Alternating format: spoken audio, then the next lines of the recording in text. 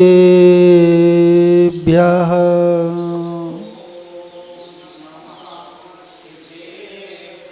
ॐ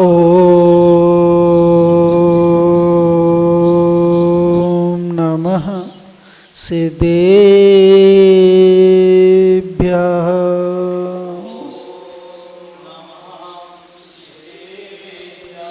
ॐ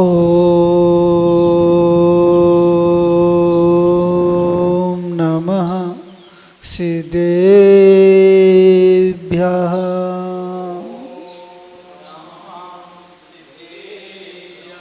जीवमजीवं दव्वं जिन्वणवशेण जीर्णीदिष्टं देवीन्दिविन्दिवन्दं वन्दे तं सवदा शिरसा।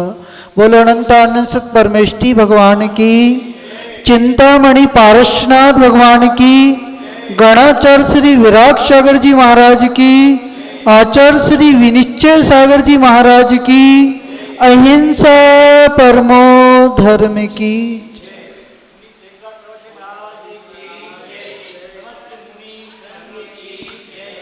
भव्य आत्मन इस संसार पर दृष्टि पड़ती है तो ऐसा प्रतीत होता है जिन जीवों की विभाव गुण पर्याय समाप्त हो गई है, न जिनके आत्मा में मति ज्ञान है, न श्रुति ज्ञान है, न अवधि ज्ञान है, न वो मन पर्याय ज्ञान है, उनकी पर्यायें समाप्त हो गई हैं। और जिनके आत्मा में केवल ज्ञान की पर्याय प्रकट हो गई है, आचार्य वर्ग करे वो ही सच्चे सुख का अनुभव कर रहे हैं। आचार्य वर्ग करे जो जीव हैं, जो जीव विभाव अवस्था में हैं, उनके अंदर वो शक्ति छिपी हुई है, आत्म शक्ति छिपी हुई है। वह निमित्त पाकर अपने उपादान को जागृत कर सकते हैं। क्या कर सकते हैं? जागृत कर सकते हैं। उन कर्मों को क्षय कर कर उस पर्याय का उत्पाद कर सकते हैं। जो केवल ज्ञान की पर्याय वो उत्पाद कर सकते हैं। आचार्य वर्ग करे जैसी केवल ज्ञान का सूरज का उदय होता है तो इस आत्मा में सुख का आभास होना प्रारंभ हो जाता है। वो ऐसा सूरज है जो एक बार प्रकट होता है फिर अस्त नहीं होता। सोनू भैया, इस मध्यलोक का सूरज तो अस्त होता है, पर जो केवल ज्ञान का सूरज है जो प्रकट होता है, एक बार प्रकट होता है फिर वो अस्त नहीं होता है। उस सूरज को प्रकट करना है। अभी तो बाहर का सूरज दिख रहा है। क्या दिख रहा है? तो मध्यलोक का सूरज है वो दृश्यमान हो रहा है, पर आचार्य वर्ग करे जो मध्यलोक के जो सूरज हैं वे तो अस्त और उदय को प्राप्त होते हैं। रात भी होती और दिन भी होता है। वो काली रात्रि भी होती और दिवा का वो प्रकाश भी होता है। अभी आपका सूरज अस्त है कि नहीं है? अभी तो ढका हुआ है, कर्मों से ढका हुआ है। जो उसका प्रकाश है वो मलिन हो रहा है। आचार्य वर्ग करे तो जीव छद्मस्त अवस्था में, उनका ज्ञान तो क्षोभ समिक ज्ञान है। कौन सा ज्ञान है? क्षोभ समिक ज्ञान है। और जिनके सूरज का आवरण अलग हो गया है, ज्ञान का आवरण अलग हो गया है, आचार्य वर्ग करे उनके हृदय में तो प्रकाश, उनके आत्मा में प्रकाश ही प्रकाश हो रहा है। वहां पे रात्रि होने वाली नहीं है। आपके यहाँ तो रात्रि भी हो रही है। आचार्य वर्ग करे तो कुज्ञान से युक्त हो रहे हैं, जिनका हृदय कुज्ञान से युक्त हो रहे हैं। आचार्य वर्ग करे वो तो रात्रि का ही अनुभव कर रहे हैं। किसका अनुभव कर रहे हैं? रात्रि का अनुभव कर रहे हैं। उन्हें वो सम्यक सूरज का प्रकाश समझ में नहीं आ रहा। उन्हें तो निशा की रात्रि समझ में आ रही है, वो अंधकार ही समझ में आ रहा है। सूरज अच्छा लग रहा है कि चंद्रमा अच्छा लग रहा है कि तारे अच्छे लग रहे हैं? क्या अच्छा लग रहा है? सचिन भैया, क्या अच्छा लग रहा है? सूरज अच्छे लग रहे कि चंद्रमा अच्छा लग रहा है, कि तारे अच्छे लग रहे हैं, क्या अच्छा लग रहा है? महाराज अभी तो वो रात्रि में तारे ही अच्छे लग रहे हैं, पर आचार्य में करे जहां पे सूरज का उदय होता है, जहां पे सूरज का उदय होता है, वो तारों की चमक समाप्त हो जाती है। उस चंद्रमा का प्रभाव जो प्रभा है उसकी मलिन पड़ जाती है। आचार्य वर्ग कभी सम्यक का उदय आ जाएगा तो जो मिथ्यात्व रूपी चंद्रमा चमक रहा है उसकी प्रभाव मलिन हो जाएगी।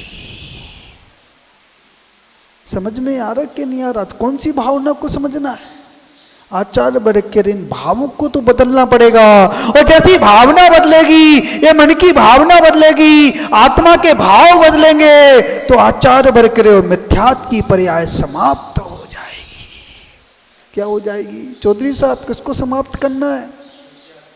मिथ्यात्व की पर्याय को समाप्त करना है। और जैसी मिथ्यात्व की पर्याय समाप्त होगी तो आचार्य वर्ग करे वस्तु स्वभाव धम्म, वस्तु का स्वभाव समझ में आना प्रारंभ हो जाएगा। अभी वस्तु का स्वभाव समझ में नहीं आ रहा है, अभी वस्तु का स्वभाव समझ में नहीं आ रहा है। और जिस दिन वस्तु का स्वरूप समझ में आ जाएगा तो ये आत्मा में प्रकाश होना प्रारंभ हो जाएगा। तो आचार्य वर्ग करे इस लोक की व्यवस्था को तो समझना पड़ेगा, इस लोक की भावना को तो समझना पड़ेगा।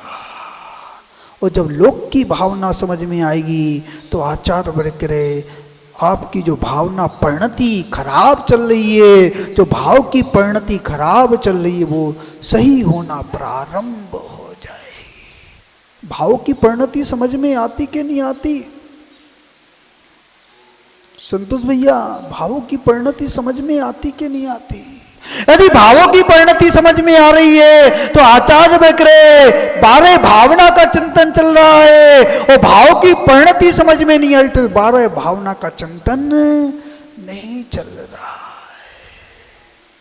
भाव की परिणति तो समझना पड़ेगा, क्या करना पड़ेगा? संभालना पड़ेगा। ये भाव तो कांच के समान है। किसके समान है? उस कांच में ठोकर लगती है, कांच में ठोकर लगती तो दरार आ जाती है। वो आपके भावों में ठोकर लगती तो दरार आती कि नहीं आती? हमारा दरार तो आ जाती है। आचार्य वर्ग के 4 प्रकार की रेखा होती है।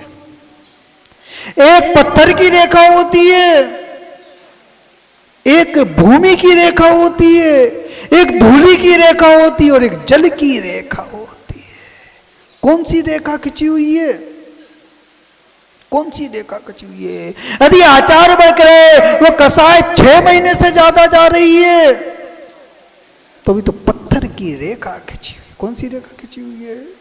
पत्थर की रेखा खिंची हुई है। और कसाय 6 महीने के भीतर समाप्त हो रही है तो अभी भूमि की रेखा खिंची हुई है। वो 15 दिन में वो कसाय समाप्त हो रही है तो धूलि की रेखा खिंची हुई है। वो अंतर्मुहूर्त में कसाय समाप्त हो रही है तो आचार्य वर्ग के जल की रेखा है। किसकी रेखा है? आचार्य दिगंबर संत होते हैं, उनके जो हृदय में यदि कसाय का उत्पन्न भी हो जाए, प्रकट हो जाए तो वह अंतर्मुहूर्त से ज्यादा नहीं ठहरेगा। जो जो वृत्ति सम्यक दृष्टि है उनकी जो रेखा है, जो कसाय का उदय रहेगा तो 15 दिन से ज्यादा नहीं रह सकता। और जो आवृत्ति सम्यक दृष्टि है यदि कसाय का वो कसाय निरंतर चलेगी तो 6 महीने से आगे नहीं चल सकती है। और जिसकी 6 महीने से आगे कसाय जा रही है, कसाय जा रही है तो आचार्य वर्ग करे वो तो अनंतानुबंधी कसाय वाला है। उसकी कसाय अनंत काल तक जा सकती है। पत्थर की रेखा मिट सकती कि नहीं मिट सकती? पत्थर टूट जाएगा पर रेखा मिटने वाली नहीं है। जो अनंतानुबंधी वाले होते हैं आचार्य वर्ग करे उनका हृदय कठोर होता है, कठोर होता है। वो टूट तो जाते हैं पर रेखा मिटती नहीं है। आपकी रेखा मिट रही कि नहीं मिट रही? अरविंद भैया वो रेखा मिट रही है कि नहीं मिट रही है?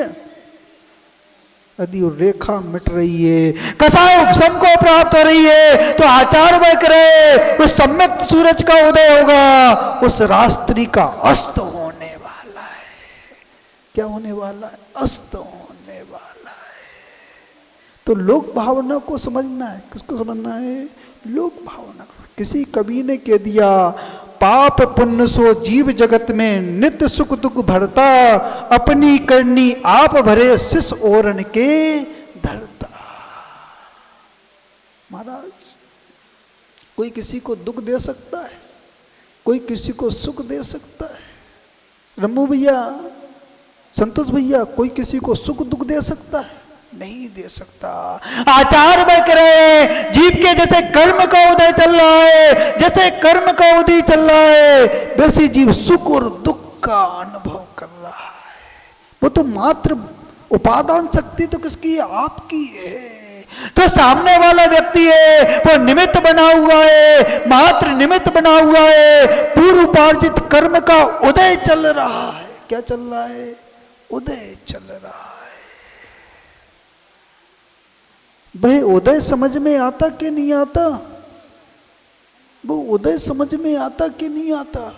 महाराज, उदय समझ में नहीं आ रहा। तो कर्म का उदय समझ में नहीं आ रहा। हम तो ना असातक को समझते हैं, ना सातक को समझते हैं।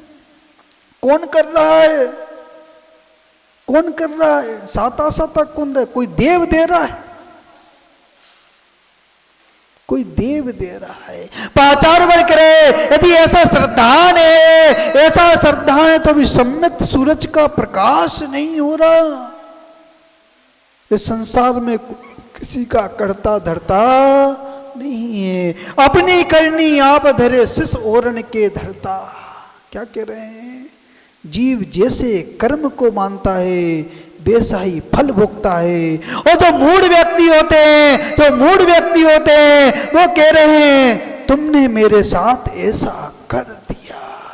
उस अंजना को सास ने घर से बाहर निकाल दिया, सास ने घर से बाहर निकाल दिया। तो पुत्र आया है, गर्भ में पुत्र आया है, मेरे पुत्र का नहीं है। उसमें 7 दोषी है। कौन दोष है? किसका दोष है? पूर्व उपार्जित कर्म का दोष है। तो पूर्व में कर्म किया था, तो पूर्व में कर्म किया था, वो जिन प्रतिमा को अनछने पानी में 22 घड़ी के लिए रख दिया था, उसी का परिणाम हुआ, उसी का परिणाम हुआ। 22 वर्ष तक पति का वियोग हो गया। 22 घड़ी और 22 वर्ष, कितनी स्थिति पकी, कितनी स्थिति बंधी? वो 22 घड़ी की स्थिति ऐसी बंध गई, ऐसी बंध गई, ऐसी बंध गई कि 22 वर्ष तक वियोग हो गया।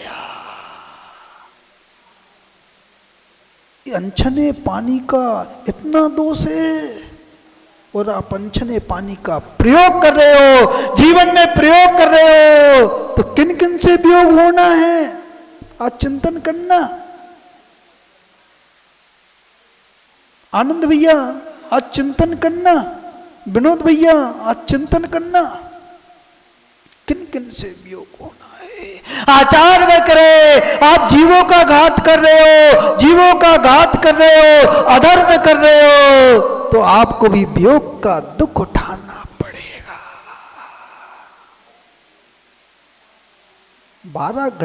22 घड़ी के लिए रख दिया, वो 22 वर्ष वियोग हो गया। उस मां ने, उस सास ने घर से बाहर निकाल दिया। और ऐसा तीव्र कर्म का उदय था, ऐसे तीव्र कदम का उदय था। पिता के यहां भी सूचना पहुंचाई, मैं आपके गृह में प्रवेश करना चाहती हूं। पिता ने कहा, साथ में कौन है? कौन साथ में है?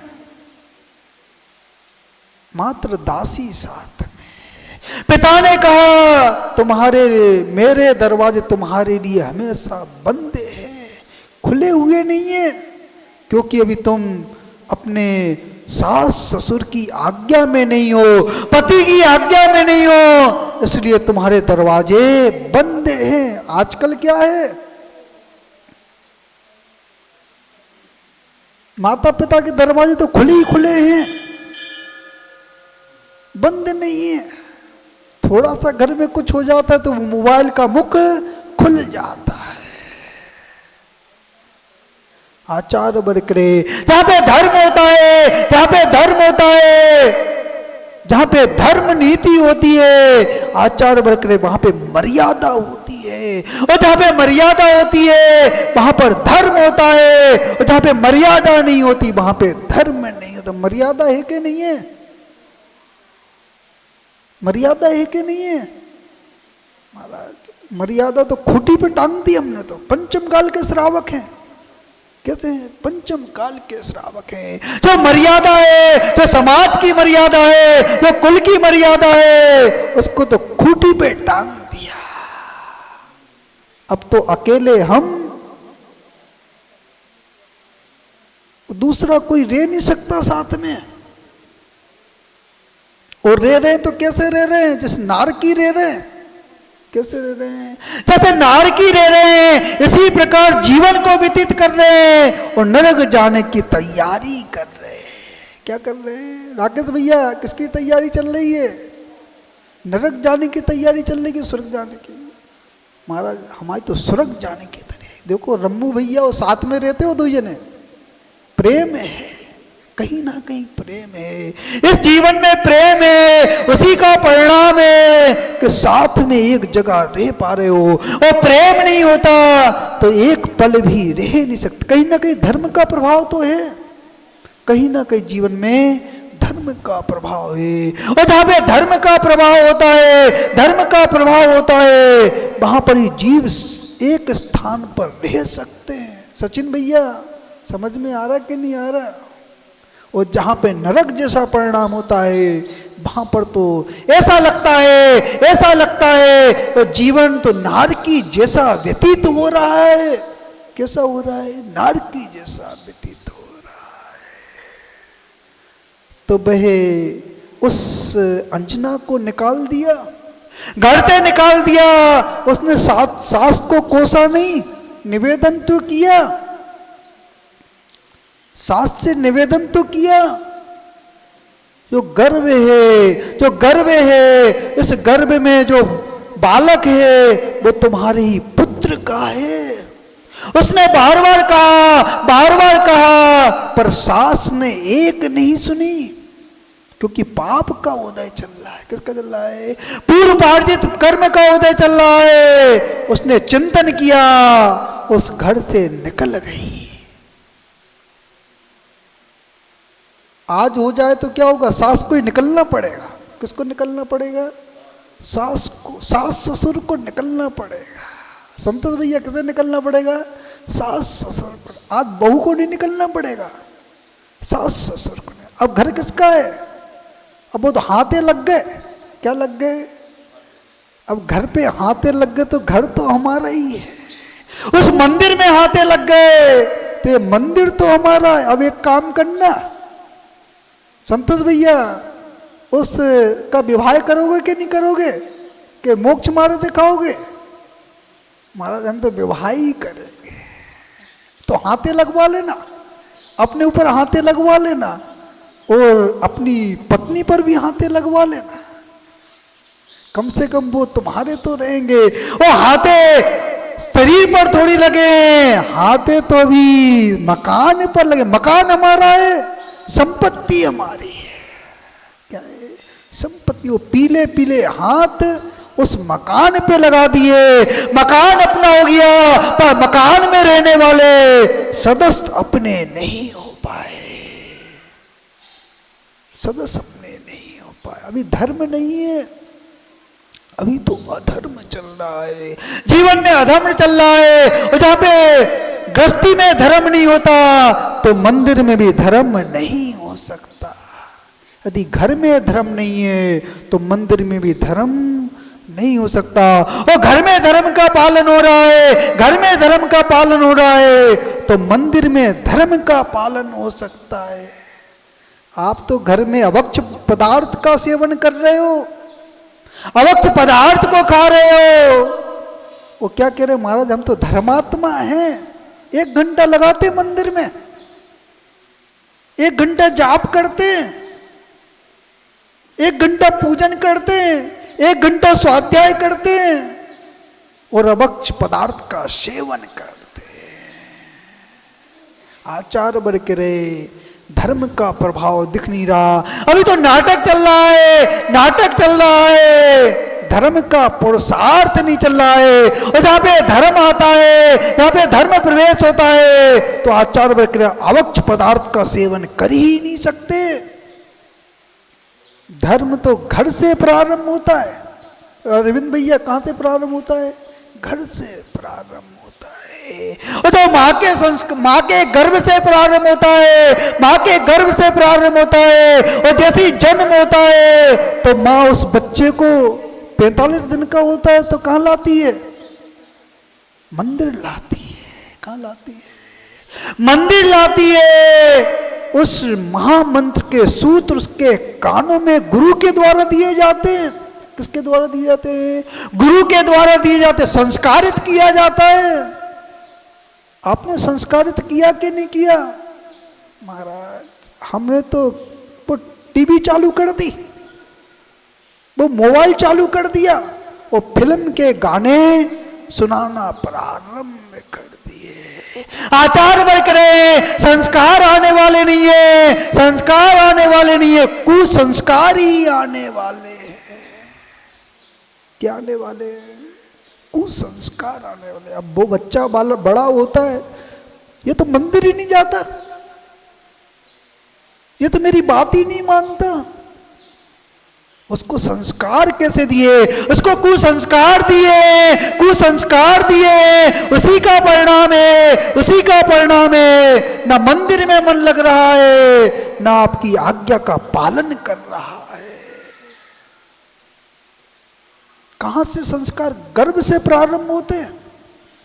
कहां से प्रारंभ होते हैं? गर्भ से प्रारंभ होते हैं। वो जो जीव संस्कारवान होते हैं, जो जीव संस्कारवान होते हैं, वो मनमानी नहीं करते। समझ में आ रहा कि नहीं आ रहा? उसके पूर्व उपार्जित कर्म का उदय चल रहा था, पूर्व उपार्जित कर्म का उदय चल रहा था। वह जंगल में गई, दिगंबर संत मिल गए। कौन मिल गए? दिगंबर संत मिल गए। उसने निवेदन किया, भगवान कैसे कर्म का उदय चल रहा है, कैसे कर्म का उदय चल रहा है। उन्हें आशीर्वाद दिया, पूर्व उपार्जित कर्म का उदय चल रहा है। समता से सहो। किससे सहो? समता से सहो। समता से सेपा रहे कि नहीं सेपा रहे? महाराज समता तो कोसों दूर खड़ी है, कोसों दूर खड़ी है। और समता नहीं है तो आचार्य वर्ग करे धर्म जीवन में नहीं है।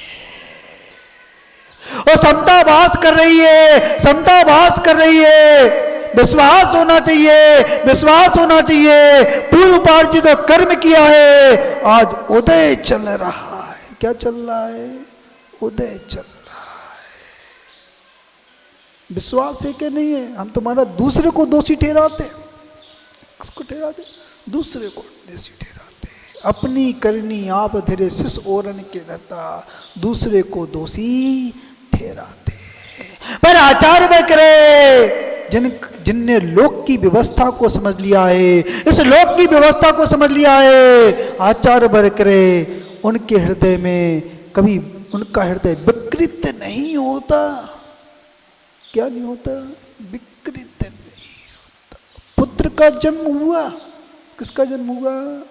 पुत्र का जन्म हुआ। उस पुत्र का जन्म हुआ, वो पुण्यशाली था। सोनू भैया पुत्र है कि नहीं है? पुत्र है कि नहीं है? पुत्री है। भैया संतोष भैया पुत्र है कि नहीं है? तुम पुत्र का खा रहे हो कि तुम पुत्र को खिला रहे हो? क्या कर रहे हो? किसको खिला रहे हो? तुम उनका खा रहे हो कि वो तुम्हारा खा रहे हैं? सब अपना अपना खा रहे हैं। जिसके जैसे कर्म का उदय, जैसे कर्म का उदय, वैसे जीव खा रहे हैं। उस पुत्र का पुण्य का उदय है, इसलिए तुम्हारे घर में जन्म लिया। किसने जन्म लिया? तुम्हारे घर में जन्म लिया। यदि उसका पुण्य का उदय नहीं होता तो तुम्हारे घर में भी जन्म नहीं लेता। इतना विश्वास है कि नहीं है? कभी कहते तो नहीं? त्रिलोकचंद जी कभी कहते तो नहीं कि यदि तुम्हारा लालन पोषण नहीं करते तो तुम इस सड़क पर पड़े पड़े फिरते? ऐसा तो नहीं कहते? आचार्य में कह रहे, यदि ऐसा कह रहे हो, ऐसा कह रहे हो, तो तुम्हारा हृदय धर्म से शून्य हो रहा है। नीलेश भैया, धोती दुपट्टा कहाँ चला गया? कहाँ चला गया? आप तो खूंटी पे टंगा हो। किस पर टंगा हुआ है? खूंटी पे टंगा हुआ है। खूंटी पे टंगे टंगे पूजा नहीं होती, धारण करना पड़ता है। वो धारण करने के बाद अभिषेक करोगे तो आचार्य वर्ग के पुण्य का संचय होने वाला है। क्या होने वाला है? पुण्य का संचय होने वाला है। तो वह घबराई नहीं, उस पुत्र का उदय हुआ, वो पुत्र का उदय हुआ, वो पुण्यशाली पुत्र था।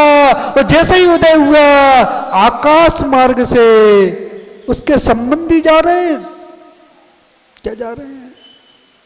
ये संबंध आचार्य वर्ग के पुण्य पाप से होते हैं। किससे होते हैं? पुण्य पाप से। जैसे पूर्व पार्जित कर्म किया है उसी से वो संयोग और वियोग होता है। क्या होता है? संयोग और वियोग होता है। आचार्य वर्ग कह रहे विशुद्धि बढ़ाओ, विशुद्धि बढ़ाओ। यदि अनिष्ट संयोग है, अनिष्ट संयोग है, तो आकुल व्याकुल मत हो, अपनी विशुद्धि बढ़ाओ। जब विशुद्धि बढ़ेगी तो सामने वाले के भाव भी परिवर्तित हो जाएंगे। क्या हो जाएंगे? और ऐसा पुण्य जागृत होगा, ऐसा पुण्य जागृत होगा जो मित्र है, जो शत्रु लग रहा है वो मित्र जैसा समझ में आएगा। समझ में आ रहा कि नहीं आ रहा? समझ में आ रहा कि नहीं आ रहा? भैया समझ लो, श्वास आ रही हो जा रही। यदि श्वास रुक गई तो अनंत काल पछताना पड़ेगा। एक वृक्ष पर आग लग गई, उसमें घोंसला रखा हुआ था। क्या रखा हुआ था? वो वृक्ष जल रहा है, वो वृक्ष जल रहा है। उस घोंसले में अंडे रखे हुए हैं। क्या रखे हुए हैं? अंडे रखे हुए हैं। वह चिड़िया उस आगी को बुझाने का प्रयास कर रही है, उस आगी को बुझाने का प्रयास कर रही है। सरोवर में गई, वो चोंच में पानी भरा। किसमें भरा? चोंच में पानी भरा। उस अग्नि को बुझा रही है। वो दूसरे पेड़ पर एक बंदर बैठा हुआ है। कौन बैठा हुआ? काल्पनिक घटना है। बंदर बैठा हुआ है। ओ बंदर कह रहा है क्या कर रही हो, क्या कर रही हो? तुम इस अग्नि को बुझा सकती हो? वो चिड़िया कह रही है पुरुषार्थ करने में क्या परेशानी है? कम से कम कोई यह तो नहीं कहेगा मां होते हुए पुरुषार्थ नहीं किया, पुरुषार्थ नहीं किया, अपने बच्चों को बचा नहीं पाई। आप बचा पा रहे कि नहीं? उस सोहित को उस पाप से बचा पा रहे कि नहीं? नहीं बचा पा रहे। अभी चोंच में पानी नहीं है, अभी तो चोंच खाली है। कैसी है? चौधरी साहब शुभम को समझा पा रहे कि नहीं समझा पा रहे? नहीं समझा पा रहे। अभी चोंच में पानी नहीं है, अभी चोंच तो खाली है। और पानी भर जाएगा, पानी भर जाएगा तो अशुभ परिणति चल रही है, तो अशुभ परिणति चल रही है, उस पर कुछ ना कुछ प्रभाव तो पड़ेगा ही पड़ेगा। वो चिड़िया पुरुषार्थ करते करते उस अग्नि में जल गई।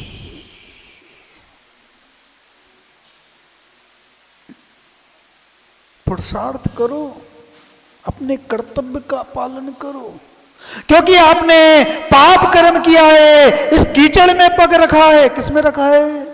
गृहस्थी तो कीचड़ है।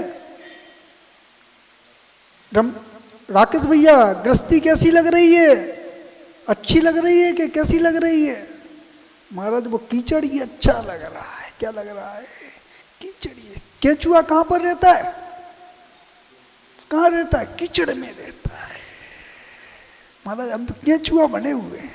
क्या बने हुए हैं? उस केंचुआ की विशेषता होती है, 2 मुख होते हैं केंचुआ के। कितने मुख होते हैं? यदि इस तरफ से चलना बंद हो जाए तो दूसरी तरफ से चलने लगता है।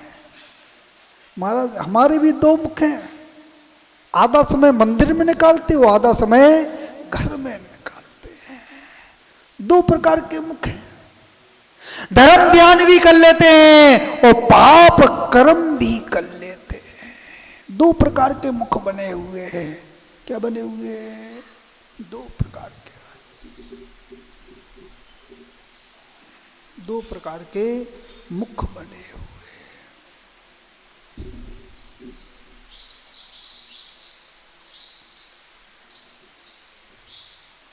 2 प्रकार के मुख बने हुए हैं। वो सर्प होता है, सर्प होता है। सर्प भी जमीन में रेंगता है, वो केंचुआ भी जमीन में रेंगता है। पर सर्प का जो सर्प होता है वो मणि को धारण करता है। किसको धारण करता है? मणि को धारण करता है। वो केंचुआ धारण करता है कि नहीं करता? मणि, जो मणि होती है वो प्रकाश देती है। क्या देती है? प्रकाश देती है, प्रकाश देती है। इसलिए वो सर्प कीमती होता है। वो सर्प कीमती मणि को सिर पर धारण करता है। किसको धारण करता है? वो केंचुआ किसको धारण करता है? वो तो कीचड़ को धारण करता है। किसको धारण करता है? कीचड़ को धारण करता है। मणि कीमती होती है, वो कीचड़ कीमती होता है। कीचड़ भी चमकता है, वो मणि भी चमकती है। जब प्रकाश, सूरज का प्रकाश पड़ता है, सूरज का प्रकाश पड़ता है तो मणि भी चमकती है, वो कीचड़ भी चमकता है। क्या चमक रहा है? अभी जीवन में क्या चमक रहा है? कीचड़ चमक रहा है। अशुभ कर्मों को बांध रहे हो, अशुभ कर्मों को बांध रहे हो, निरंतर अशुभ कर्मों को बांध रहे हो, वो कीचड़ लपेट कर आनंद मान रहे हो। यदि नए वस्त्र खरीदते हो तो कैसा लगता है? नई गाड़ी खरीदते हो तो कैसा लगता है? स्वादिष्ट भोजन करते हो तो कैसा लगता है? पाप कर्म करते हो तो कैसा लगता है? महाराज अच्छा लगता है। आचार बढ़ करे, यदि आसक्ति बढ़ रही है, पंच इंद्रियों की आसक्ति बढ़ रही है, तो भी कीचड़ में ही रेंग रहे हो। किस में रेंग रहे हो? कीचड़ में। उस सिर पर उस कीचड़ को धारण कर रहे हो। वो आचार में करे, परिवर्तन हो जाएगा, परिवर्तन हो जाएगा तो मणि, जो कीमती मणि है, उस सिर पर धारण कर लोगे। सम्यक दर्शन को धारण करो, उस मणि का प्रकाशित आत्मा में होने वाला है। वह संबंधी ले जा रहा है, ले जा रहा है, विमान से ले जा रहा है। अंजना को हनुमान को ले जा रहा है। वो हनुमान चंचल थे। कैसे थे? बचपन से ही चंचल थे। वो माँ की गोदी में खेलते खेलते वो जमीन पर गिर गए। किसका उदय आ गया? अशाता का उदय आ गया। पर वो पुण्यशाली जीव था, वो पुण्यशाली जीव था। पुण्यशाली जीवों पर अशाता प्रभावित नहीं करती। आचार वर्ग रहे, जो पुण्यशाली जीव होते हैं, जो पुण्यशाली जीव होते हैं, अशाता उन पर प्रभाव नहीं डालती।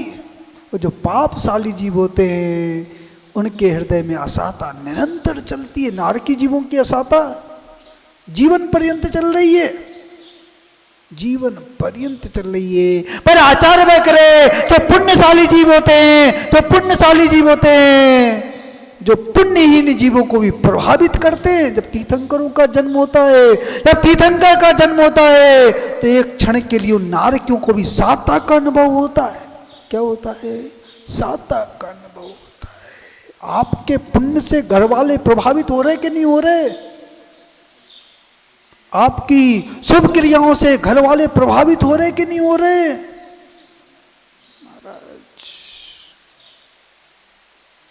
अब वो तो सामने वाले रहने वाले जानते हैं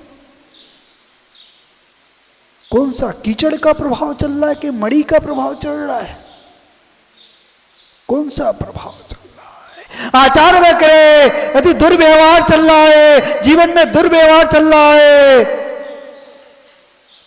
पाप क्रियाएं चल रही हैं, भाव कसाएं बढ़ रही हैं, तो आचार्य वर्ग कह रहे अभी तो आप तो पापी बने हुए हो। क्या बने हुए हो? पापी बने हुए हो। और आपसे सामने वाले को सुख का अनुभव हो रहा है, सुख का अनुभव हो रहा है, तो आचार्य वर्ग कह रहे पुण्य का प्रभाव दिख रहा है, उस मणि का प्रभाव दिख रहा है, जो सम्यक प्रगति है उसका प्रभाव दिख रहा है, समीचीनता का प्रभाव दिख रहा है।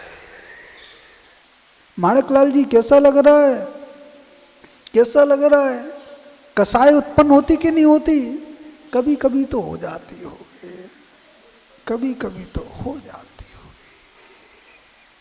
आचार्य वर्ग कह रहे जिनका हृदय उस द्रव के समान हो गया कि पानी में पत्थर फेंका जाए वो छींटे उचके नहीं। आचार्य वर्ग कह रहे वहीं पर समता है। क्या है? वहीं पर समता। तो वह बालक गिरा, जैसे ही ऊपर से गिरा ब्रज विषव नाराज सेनन था, और जैसे ही पाषाण पे गिरा तो उस पाषाण के टुकड़े टुकड़े हो गए। आप दूसरे के हृदय के टुकड़े टुकड़े करते कि नहीं करते? महाराज हम भी वज्र शस्त्र लिए हुए हैं। क्या लिए हुए हैं? वज्र शस्त्र लिए हुए, दूसरे के हृदय के टुकड़े टुकड़े कर रहे हैं।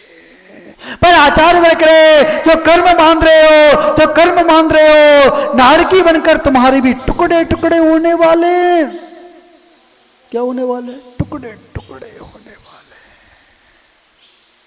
उस तिली के बराबर इस शरीर के टुकड़े टुकड़े होने वाले हैं। वो आचार्य वर्ग कह रहे बाबे अकाल मरण नहीं होता, अकाल मरण नहीं होता। जो विकृत शरीर है वो पारे के समान बिखर जाता है और पुनः मिल जाता है। आठ प्रदेश छूटते नहीं है, वह एक एक टुकड़े में आठ प्रदेश हैं। तारतम्यता बनी हुई है, तारतम्यता बनी हुई है, वो वैकृतिक शरीर मिल जाता है और पूरे प्रदेश संकुचित हो जाते हैं। समझ में आ रहा कि नहीं आ रहा? क्या बनना है? ऐसी पर्याय को प्राप्त करना है, ऐसी पर्याय को प्राप्त करना है जहां पे संकोच विस्तार समाप्त हो जाए। सिद्ध बनना पड़ेगा। सोनू भैया क्या बनना पड़ेगा? सिद्ध बनना पड़ेगा।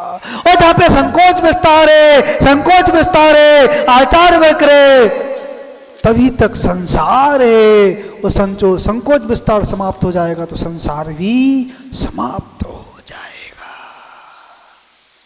पुत्र को उठाया, पुत्र तो खेल रहा था। क्या हो रहा था? खेल रहा था। जो पुण्यशाली जीव होते हैं असाता प्रभावित नहीं कर पाती है, और जो पुण्यशाली नहीं होते, जो पुण्यशाली नहीं होते, उनको साता भी असाता जैसी लगती है। उनका मन व्याकुल रहता है। कैसा रहता है? व्याकुल रहता है। अब सामने वाली की दुकान ज्यादा चल रही है, सामने वाले की प्रतिष्ठा बढ़ रही है, सामने वाले का धन बढ़ रहा है, सामने वाले की मंजिल बढ़ रही है। कैसा लगता है महाराज? अब तो केवली भगवान जानते हैं। कौन जानते हैं? केवली भगवान जानते हैं। आचार में करे तो भावों की परिणति खराब चल रही है, वो लोक भावना समझ में नहीं आ रही है। आचार में करे जिसको लोक भावना समझ में आती है, इस संसार में 6 द्रव्य हैं, 6 द्रव्य हैं, सबका अस्तित्व अलग अलग है, सबका अस्तित्व अलग अलग है। मैं जीव द्रव्य हूँ, मैं जीव द्रव्य हूँ, मैं चेतन द्रव्य हूँ, ज्ञान दर्शन से युक्त हूँ, मैं पुरुषार्थ कर सकता हूँ, पुरुषार्थ कर सकता हूँ, धर्म पुरुषार्थ कर सकता हूँ, मोक्ष पुरुषार्थ कर सकता हूँ। जो ज्ञान की विभाव पर्याय हैं उनको समाप्त कर कर उस केवल ज्ञान की पर्याय को उदय कर सकता हूँ। पुरुषार्थ कर सकते हो। क्या कर सकते हो? पुरुषार्थ कर सकते हो। बालक को उठाया, बालक तो हंस रहा था। क्या कर रहा था? हंस रहा था। वो बालक पुण्यशाली था, पूर्व उपार्जित पुण्य का उदय चल रहा था। जैसे ही वृद्धिगत हुआ, जैसे ही वृद्धिगत हुआ, राम से संधि हो गई। किससे हो गई? राम से। पिता मिल गए, राम से संधि हो गई।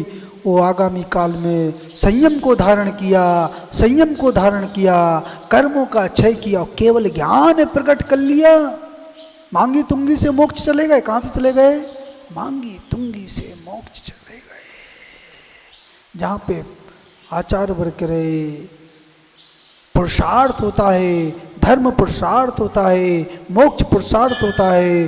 जो कर्म किया है मैंने उसको मैं ही भोगूंगा, ऐसी भावना होती है तो आचार वर्ग रहे, वो लोक की व्यवस्था समझ में आती है। जिनेंद्र भगवान की वाणी समझ में आती है, जिसको जिनेंद्र भगवान की वाणी समझ में आती है, आचार वर्ग के श्लोक में ऐसी कोई जगह नहीं बची, ऐसा कोई स्थान नहीं बचा जहाँ पे इस जीव ने जन्म मरण ना किया हो।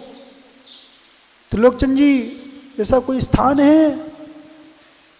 ऐसा कोई स्थान नहीं बचा जहाँ पे इसने जीव ने, यदि वो तरस जीव में तिस पर्याय में रहा, निगोदिया बन के, ऐसा कोई स्थावर बन के, ऐसा कोई स्थान नहीं बचा जिसने उसने जन्म मरण नहीं किया। जन्म मरण करना है कि नहीं करना है? अब जन्म मरण करना है कि नहीं करना है? रंभू भैया, जन्म मरण करना है कि नहीं करना है? सचिन भैया, तो पुरुषार्थ करना पड़ेगा। क्या करना पड़ेगा? जो विपरीत पुरुषार्थ चल रहा, जो अर्थ और काम पुरुषार्थ चल रहा है, उसको छोड़ना पड़ेगा, धर्म पुरुषार्थ करना पड़ेगा, इस लोक को की व्यवस्था को समझना पड़ेगा। जिसको लोक की व्यवस्था समझ में आती है, आचार वर्ग के रहे, वही धर्म पुरुषार्थ करते हैं, वही मोक्ष पुरुषार्थ करते हैं, लोक भावना को भाते हैं। वो एक दिन ऐसा पुरुषार्थ करते हैं, ऐसा पुरुषार्थ करके लोक के अग्रभाग पर स्थित हो जाते हैं, वो अनंत सुख का भोग करते हैं। ओम नमः सिद्धेभ्यः।